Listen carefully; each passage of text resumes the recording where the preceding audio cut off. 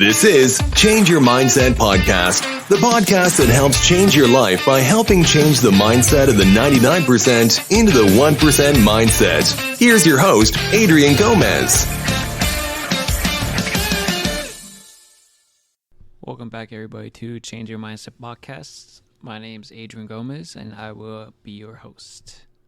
So in this episode, we'll be talking about investing. Obviously, there is a difference between the 99% mindset who invest in liabilities and the 1% who invest in assets. Before we start, this is not financial advice. Obviously, this is just financial education. You should always do your research on whatever you're investing in. So the biggest wealth gap is obviously between the 99% and 1%. Obviously, 1% are filthy rich and have a lot of money, and they think differently. The 99%, they live paycheck to paycheck. They work their whole life, and obviously they do the opposite what the 1% do. So when investing, that's what makes the 1% the 1%.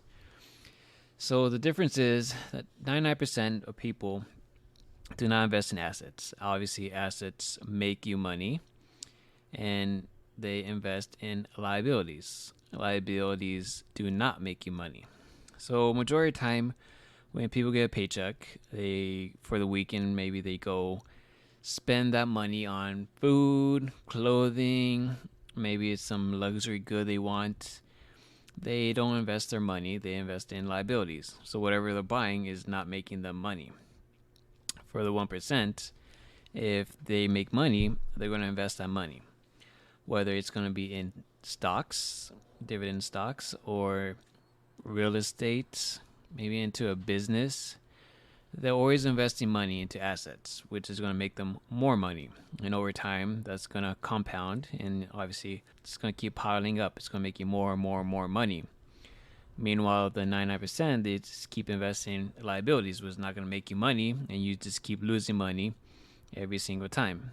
So obviously, that's the biggest difference between the two. So the thing with liabilities is we're pretty much brainwashed in a way, because all you see on TV, or even if you go on social media, or if you're just walking at the mall or in the city, billboards, wherever you see, you always see someone trying to sell you something. And majority of the time, it's going to be a liability. So you're already pretty much brainwashed to spend money, to purchase items or whatever they're trying to sell you. So you'll always be spending your money on liabilities, which means you're never going to spend your money on assets. But then again, it also leads to you were never taught to buy assets. Obviously, you're not taught that in school unless your parents know about assets and have that 1% mindset. Or maybe you know people that have that 1% mindset. You're never going to know to invest your money into assets. You're going to do what everybody else does, which everybody else does. You know, you go to work, you get paid Friday, the weekend comes, and you go have fun and blow your money. You go out, party, maybe go drinking, whatever it be, buy expensive items, and you're back at square one on Monday morning. And you do that for the rest of your life. Compared to obviously that 1% we said, they're just going to keep investing money, and they're probably going to have to not work anymore and just have passive income because they invested their money into assets, which is going to be make them more money. So technically, it's not your fault that you were not taught this, because the system is against you from the beginning, because we're not taught any of this. If we did, at least you would have the opportunity to invest in assets. But like I said, the system is against you, and it's kind of hard unless you educate yourself, or like I said, you know somebody that's already done it. But you might be thinking, hey, but I saved my money, right? Obviously, we're taught to save our money, but obviously the 1% don't really save their money either. So there's two ways you can go about saving money. The first one is, if you save money into a bank, the average savings account rate is currently 0.06%. So if you're saving your money in your savings account, and since inflation is already above 0.06%, you're losing value in your money. And the banks don't even like your money sitting in their bank accounts, because obviously to the bank, that's a liability. Once you deposit that money to the bank, they're using your money to make them money. So that's a liability for the bank. Also, with inflation going up as we're told 9%, 8%, your money's deteriorating. So whatever money you had saved up, it's not worth what it's worth anymore. Now it's worth less because you saved it. Obviously, if you would have invested that money, when your money was making you more money, you could either keep up with inflation or you would be beating inflation. But now since you save money, your money is not as worth as much as it used to be back then. So that's another downfall of saving money. The only pro I could say about saving money is if you're saving that money to either buy an asset, if you're saving enough money to start your own business, or maybe you're buying real estate to rent it out, that'd probably be the best ability I'd say for saving money. That'd probably be the only good reason to save money if it's to buy an asset. Otherwise than that, saving money, in my personal opinion, wouldn't be the best thing to do. So there's two ways. There's obviously a bad way you can save money and a good way you can save money. So whatever you decide, that's up to you. But like the 1%, they're investing their money into assets. So for example, dividend stocks. Obviously, dividend stocks, if you own that stock, it's going to pay you money to own that stock.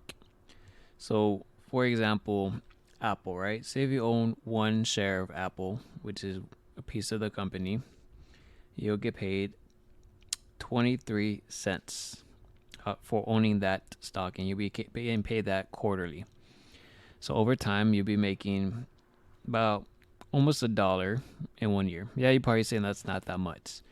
But over time, obviously that compounds over and over. And if you own multiple shares of that stock, you'll be making more and more money. So obviously, if you keep investing money and buying shares of a stock that has a dividend, by the time maybe you're 60, maybe that dividend stock could be paying you $100 quarter or more, depending how many shares you own. So that's why a lot of 1%, they buy dividend stocks, because that's going to be passive income to them in the future, or if they want to do it now, they be gain that passive income now. One of the most famous investors for investing in dividends for passive income is Warren Buffett. It's been doing it for years. It has billions of dollars. Like the example we gave for Apple. In 2021, he approximately made, just in dividends and owning Apple stock, approximately $791 million off of dividends just for owning all the shares he does. Yeah, it does take time to buy multiple shares of stocks, but I mean, if you buy so many, you're getting passive income, and look how much he can made over the time, and that just keeps buying shares over and over that are going to pay you dividends. And over time, that's compound interest, and that's going to pay you a lot of money. Instead of buying a liability that's not going to buy you anything or give you any money back, you want to just invest in an asset that's going to give you money back. Another popular asset class is real estate. A lot of investors invest in real estate not to live in the real estate, is to rent it out. Because when you rent it out, you're gaining income because the person that you're renting out to is paying you monthly to live in your property, and they are paying your mortgage to live in that property, and whatever else you make after that mortgage, that's passive income that you gain every single month.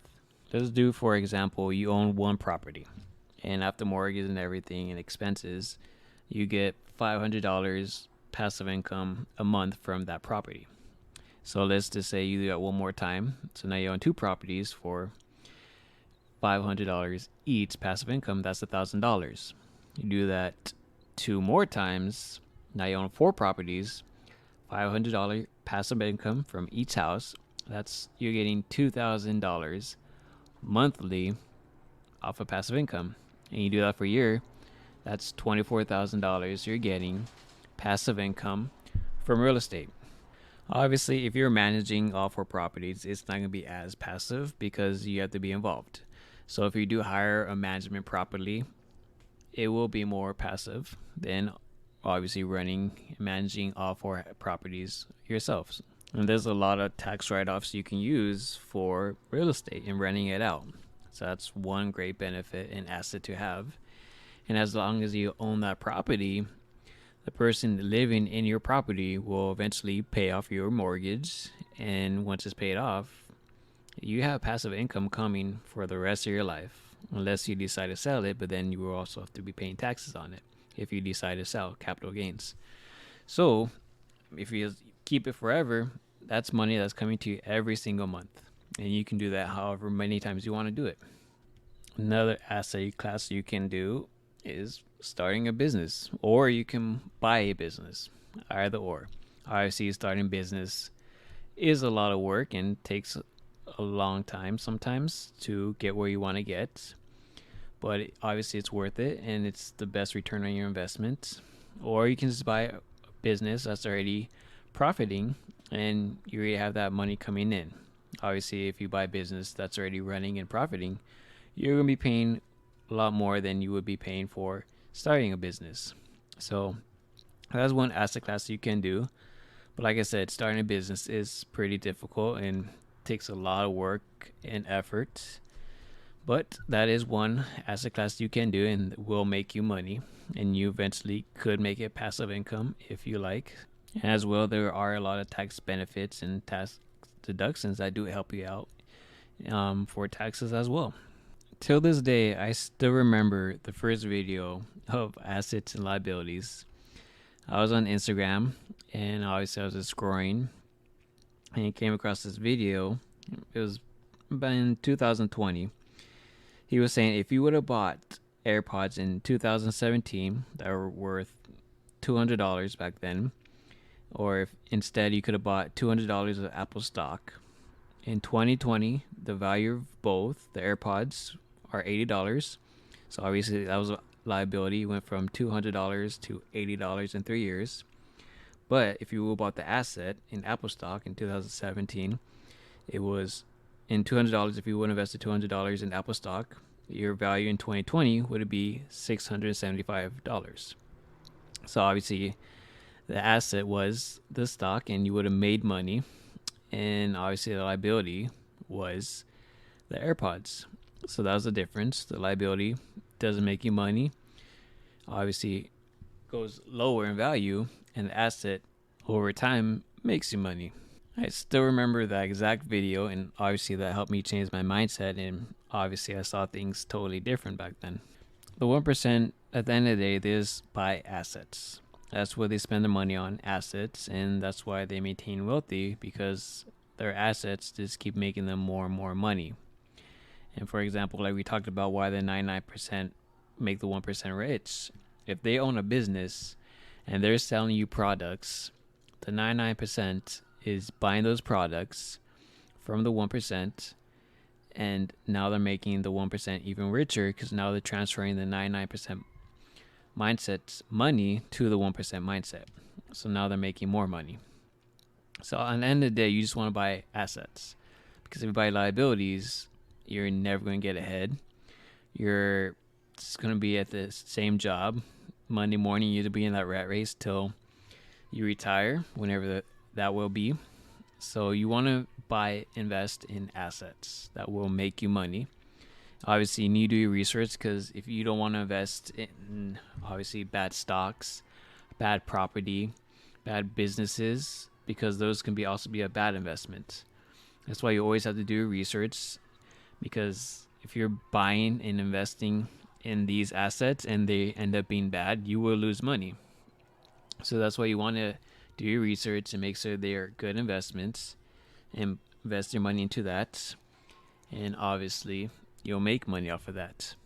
Till this day, it still frustrates me that in school, we are taught pretty much useless things, and we're not taught about any of this financial, about buying assets, because this can change people's lives.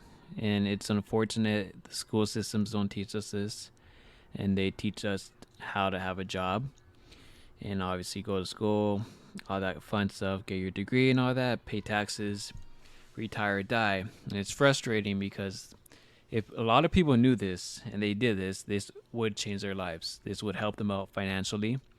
They wouldn't be living paycheck to paycheck. They wouldn't be struggling. This would help a lot of people. As long as people, at least you tell them and they have that idea, that's up to them. Whether they want to do it or not, that's up to them. But at least give the opportunity to people. And that's why it still frustrates me till this day and gets me mad that the school system never did. And that's why I make these podcasts to help people. Hopefully, they change their mindset, to change their lives, because this can really change your life for the better, obviously. And it's unfortunate that the system is against you, because you can be anything you want. You can make as much as you want. Yes, it's hard work and you have to constantly educate yourself and be a student and always learn, but it's worth it. And it's up to you at the end of the day if you want to make that money or not. But at least give people the opportunity, which I'm trying to do by making these podcasts, by helping them out, by giving them the education. Like, I can say and help people, educate them with stuff, buying assets and all these finances. But at the end of the day, it's up to you if you're going to do it or not.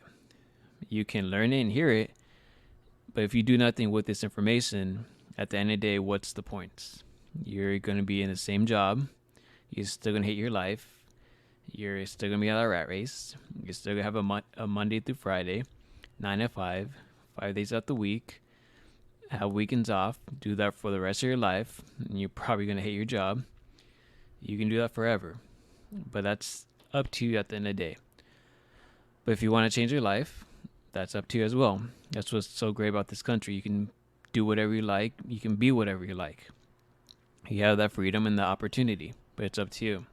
That's what capitalism is, and that's what free market is, and it's up to you at the end of the day.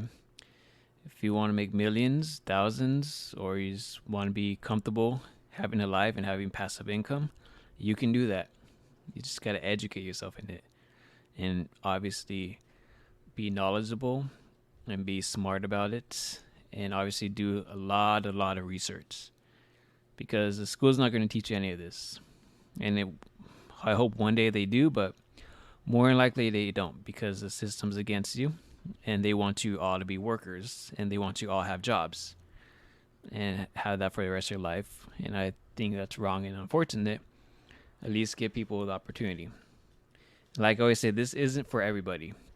It is difficult if you want to be an entrepreneur. It is difficult. It's long hours, a lot of days, a lot of stress. But it's difficult, but it's worth it. At the end of the day, it's worth it to have your freedom back. And that's one thing I love. I have my freedom back. I can do whatever I want because I put in the work. And until this day, I'm still not where I want to be in life. And I'm still putting the work in every single day. Still get up early, still work on my businesses. And at the end of the day, I keep putting in that work because I have the opportunity to be where I want in life.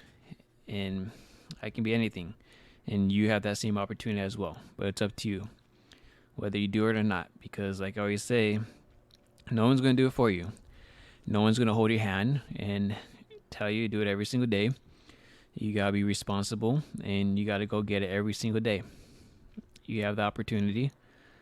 Like I said, at the end of the day, you got to change that mindset though. You got to start investing in assets instead of these liabilities.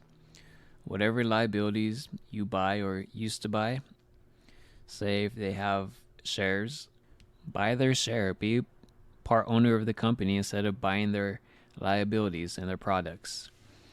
Because at the end of the day, if you start buying their shares and you stop buying their liabilities, you switched it. Now you're the 1% and then 99% is making you money now. And it's unfortunate, but that's how the system works. You can hate it, not like it, or you might love it. But that's the way the system is. But at least educate yourself on how the system works before you can use it to your advantage and get out difficult situations. Because nowadays, people are living paycheck to paycheck and they're struggling and using credit cards. So if you start investing money into assets, that's going to make you more money. Instead of buying all these liabilities and spending money you don't have on these credit cards, which is going to kill you in the long run because the interest is going to compound and you're just going to keep have to pay that payment more and more and more because you just keep racking it up and you can't catch up with it. And then you're really be financially hurting with all those liabilities you bought, unless it's something that you have to buy, mean groceries, to survive.